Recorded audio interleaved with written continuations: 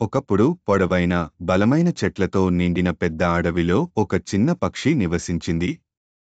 ఒకరోజు ఒక తుఫాను దాని గూడును విచ్ఛిన్నం చేసింది మరియు దాని వద్ద ఉన్న ప్రతిదాన్ని చెల్లాచెదురు చేసింది. పక్షి విచారంగా ఉంది, కాని వదులుకోవడానికి బదులుగా అది పునర్నిర్మించడం ప్రారంభించింది. ముక్కలు ముక్కలుగా, కొమ్మ ద్వారా కొమ్మగా ఇది ఉదయం నుండి రాత్రి వరకు పనిచేస్తుంది. ఇతర జంతువులు ఆశ్చర్యంగా చూశాయి. ఇంత చిన్న పక్షి అంత బలంగా ఎలా ఉంటుంది? రోజులు గడిచాయి. ఒక కొత్త గూడు మునుపటి కంటే బలంగా నిలబడింది. పక్షి ఆనందంతో కిలకలలాడి అందరికీ ధైర్య పాఠం నేర్పింది. పెద్ద పెద్ద చెట్లు కూడా పక్షి స్ఫూర్తిని, సంకల్పశక్తిని మెచ్చుకున్నాయి.